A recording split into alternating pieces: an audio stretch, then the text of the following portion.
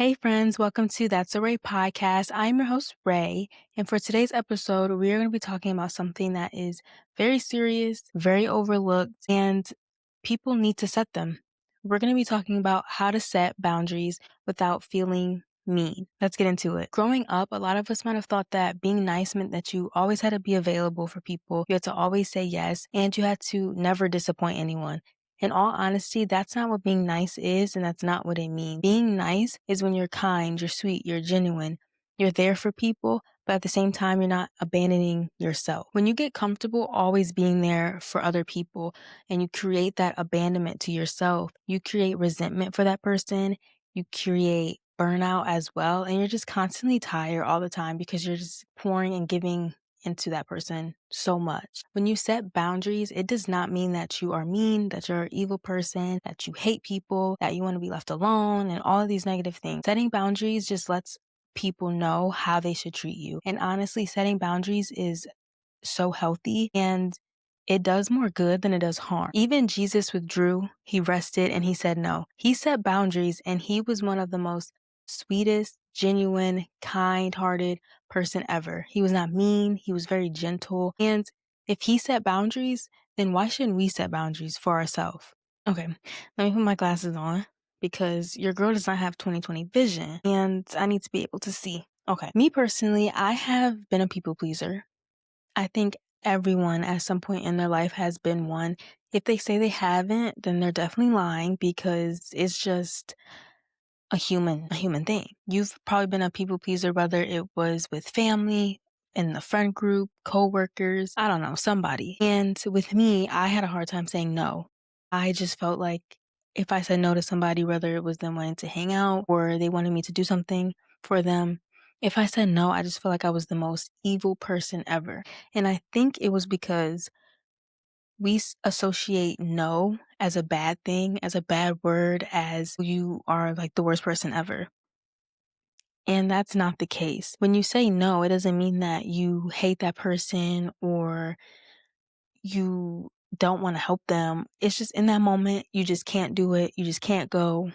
You just have to say no. Whatever it is, no is not bad. Because if you keep saying yes, if you are the yes man, you will be taken advantage of. People will always go to you because they know you're going to say yes.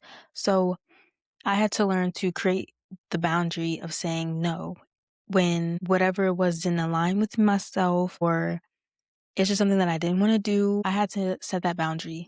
And I think everyone should make sure that they set the boundary. If they're not comfortable doing something, if they don't want to do it, they should just say no. There are a few points that I want to talk about before we get into how to set boundaries. When you are always a person that says yes or people pleaser, the fixer, the helper in friendships, relationships, whatever it is, it can feel wrong to set a boundary. It can feel wrong to say how you feel and to stand up for yourself in a healthy way. But when you are standing up for yourself, you're setting these boundaries, you're not mean. I know I keep saying that, but it's honestly the truth. And I think that we just have to talk about it because you can literally feel like you are the worst person when you are setting a boundary. And it's like, why do you feel that way when you're doing what's right for you? And a lot of times the other person might make you feel that way. They are, kind of looking at you crazy or like questioning why are you setting this boundary or why are you saying no? And then you feel like you're being talked about amongst the friend group or amongst their friend because you said no. So it's like the word. I swear you get anxiety just trying to set a boundary and we should not feel that way. So yeah, when you're used to overgiving, setting a boundary feels so weird. It feels so wrong. It's awkward and it shouldn't be like that. I want to talk about this because I feel like this is so important. Being kind and being accessible 24/7 are not the same thing. You can still love people and still say, I can't do that right now. That doesn't work for me. I'll think about it. Or simply saying no. I don't think that you have to always be available to people when you don't want to be. If there's times and moments where you just kind of want to be to yourself, you want to withdraw, you want to rest, you want to just not always be there for people, you should be able to make that clear and set that boundary. And you don't even have to over explain yourself. we'll get into that too. But yeah, I feel like you should just be able to say no and not feel like you have to always be there for people. When you don't have boundaries set, resentment builds in that relationship, and just having clear communication can save friendships, relationships. I think when it comes to having relationships with a boyfriend or your girlfriend, communication is like the number one thing. And I think what comes second is having boundaries. We often don't think about setting a boundary when we get into a relationship because it's not talked about enough. And like, honestly, who thinks about, we need to have a conversation about setting boundaries. And even with friendships, when you meet a friend and you become friends with this person, you literally don't think about, okay, before we jump into a friendship, before we get close, let's set a boundary. So I think just from the beginning, early on, you have to set boundaries and have clear communication. Before we set boundaries, we always think about the other person. We always think, oh, what if they get upset with me? What if they get mad at me? And that can kind of hold us back from setting that boundary. And when they do become upset or angry, you think that you did something wrong. And that's where the whole setting a boundary is a wrong thing to do. But you have to just put your feelings first. And if a boundary needs to be set, you have to just follow through with it. People react in a negative way to a boundary that you set because they are no longer benefiting from you. They are no longer having that emotional support system. They are no longer having that accessible friend, that accessible 24-hour friend. And of course, they will get upset. People get comfortable when you do whatever they want.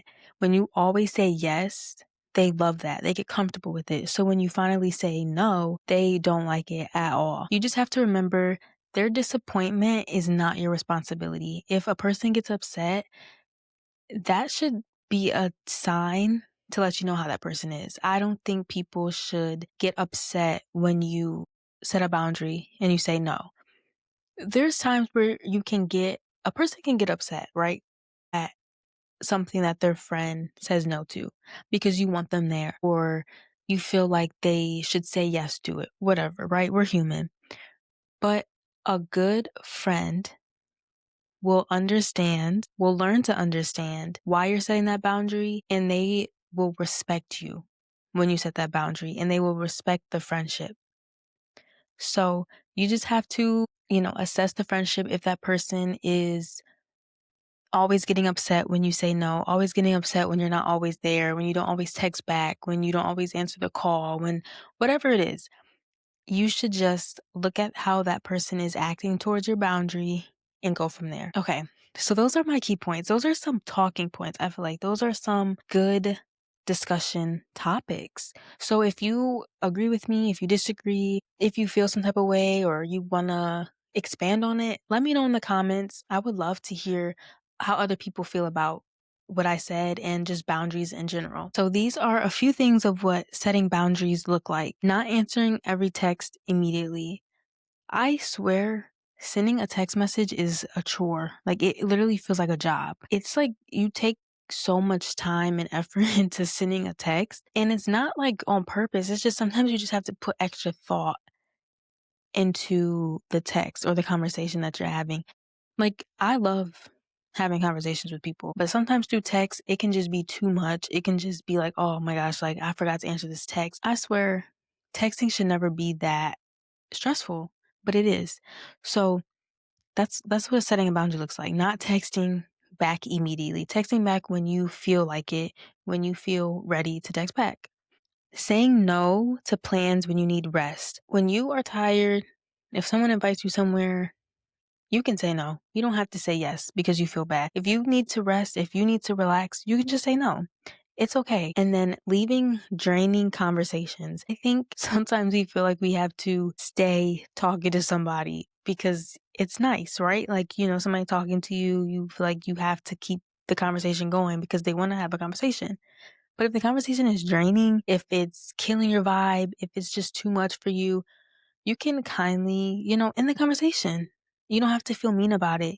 And the last one is protecting private parts of your life. Some people might feel like you should tell them everything. If you're close with that person, you should tell them every detail about your life. Sometimes you don't want to tell every detail, and it's not because you don't want them to be in your life, but you just don't want them to know certain things. You want to keep your life private, certain parts of your life private. So you setting a boundary of them not knowing every single detail about your life, I think is perfectly fine. You should be comfortable telling what you want to tell.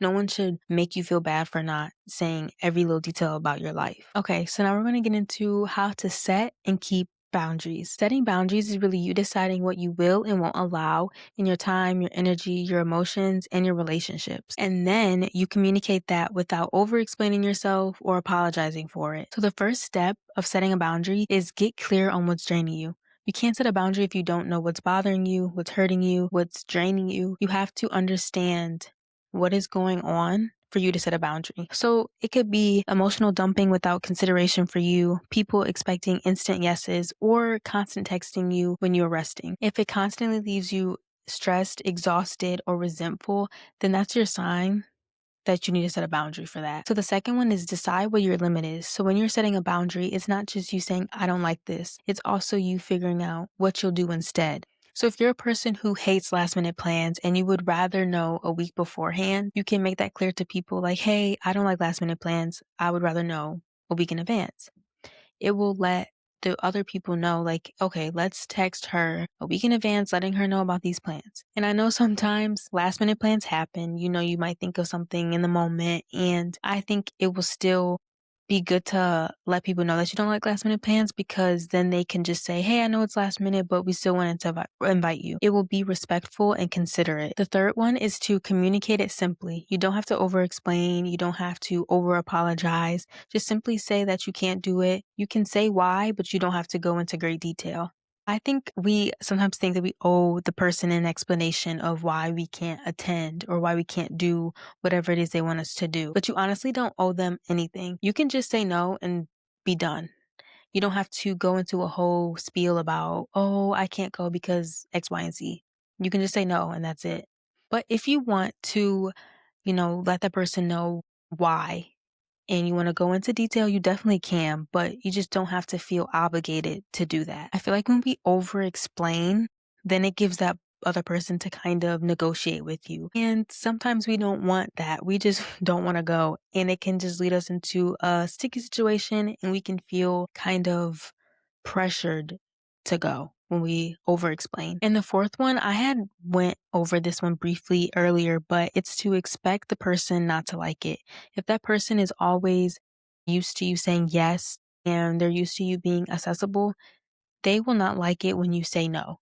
So just expect the person not to be okay with it at first. And the fifth one is to stick to it consistently. Boundaries only work if it's repeated through actions and not just words. Let's just use the example I used earlier. If you say, I can't do last minute plans, but then you keep going to these last minute plans, those people that are making the plans are not going to take you seriously whenever you say it, because you're still going to these last minute plans. So just stick with it. If you can't do these last minute plans, don't do the last minute plans. Follow through with the boundary. The way to make sure that you stick to the boundary is by remembering that you're doing it for you and for your peace of mind. And the last one is to release the guilt. You feel guilty because you're breaking old people-pleasing patterns. You're not doing the same old being there for people, always saying yes. So when you finally say no, you can feel guilty for it. You're literally breaking free from whatever is constantly draining you, making you resentful, and just making you stressed. And I don't know why I thought of the High School Musical song, Breaking Free, when I said that, but that's literally what it is. You're breaking free. We always feel guilty when we put ourselves first, because I think we as a society feel like we have to put other people before us. But no, put yourself first and don't feel guilty for it, because there's nothing to feel guilty about. If you're feeling guilty, don't let that guilt make you feel like you're doing something wrong. Instead, shift the focus. If you know that that boundary is for your own good, let that guilt remind you that you are stepping into a new character. Literally, new character unlocked. And that new character is you choosing peace, you choosing health, you choosing mental stability, you choosing you. And with this new character, you can be kind, but not self-sacrificing. You're emotionally aware, you're a communicator, and you're choosing to protect your energy and your time. And before I close this episode off, I just want to say that setting boundaries can be difficult. It can come across as being rude, selfish, or too good for people. But in reality, that's not the case. Setting a boundary and saying no doesn't make you mean. It makes you responsible for your peace. Setting a boundary is not a sign of weakness. It's a sign of strength because you know your worth.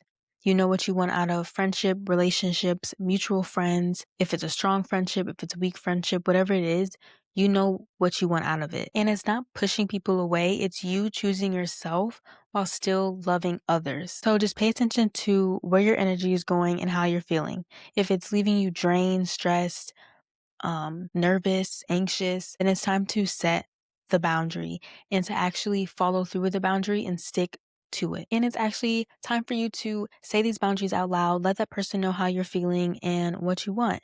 Because we are not going to let people just walk all over us. We're not going for that. So we are going to make sure that we set the boundaries that we need. Life is already hard enough. It's already stressful enough. So we're not about to add some more unnecessary stress to our life. If we can eliminate the stress by setting a boundary, then that's what we're going to do. Well, friends, that is the end of today's episode. I feel like it was a good one. I feel like I said that with all episodes because all the topics are good. But yeah, this one I feel like was a good discussion topic. Like I said, I feel like people can really, get into this topic and really discuss it and hear from different point of views. So if you have any opinions on this topic, if you agree, disagree, all of that, I would love to know. So let me know in the comments how you feel about this topic, how you feel about boundaries. If it was hard for you to set a boundary, I would love to hear about it. I will see you guys next Thursday.